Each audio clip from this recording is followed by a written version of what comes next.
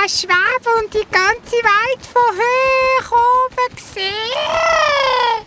Als er weite Kreise am Himmel gezogen hat, sind ihm andere Geier begegnet und er hat gespürt, dass er einer von ihnen war.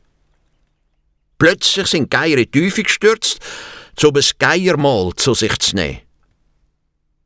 Da hat der kleine Geier nicht lange überlegt und ist hintendrein geflogen. Aber die anderen Geier wollten das Essen nicht mit ihm teilen. Mit ihren spitzigen Schnäbel haben sie auf ihn reingehackt. Enttäuscht ist er auf die Seite gehüpft. Gemeines Räubervolk. Gierige Banditiere. Der kleine Geier hat sich wieder in die Luft geschwungen und ist heim zum Wawei geflogen. Glücklich hat er den Wawei begrüßt. Hallo, da bin ich wieder. Und? Weisst du jetzt, wer du bist? Ich bin ein Geier und ich kann durch die Luft fliegen und die Welt von oben sehen. Und du bist mein allerbester Freund.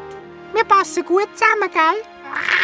Und zufrieden sind die beiden umeinander gewandert und haben zusammen Knöllen und Wurzeln ausgebuddelt. Wie früher.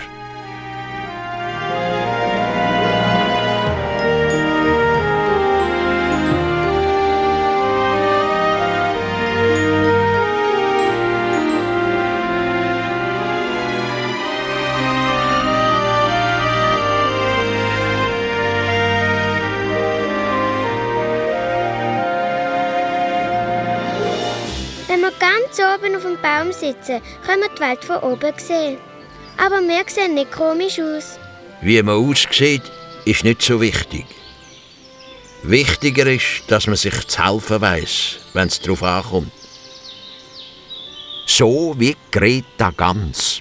Wie war das mit der Greta Gans? Die Geschichte wollen wir unbedingt hören. Fang an, lieber Bär. Der Golo und Greta Gans sind zufrieden miteinander im Ufer nachgeschwommen. Du kannst wirklich stolz sein, dass du mich als Mann hast. Ich bin der Stärkste, der Mutigste und erst noch der Schönste vom ganzen Teich. Klar bin ich stolz auf dich.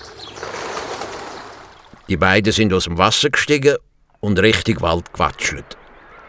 Übrigens, ich habe gehört, dass der Freddy Fuchs wieder im Land ist. Ängstlich hat Greta umeinander geschaut. Keine Angst, mit dem werde ich leichtfertig.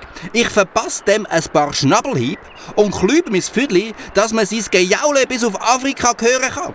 Dann drücken wir so lange unter Wasser, bis ihm Schwimmhäute wachsen. Greta hat nichts gesagt.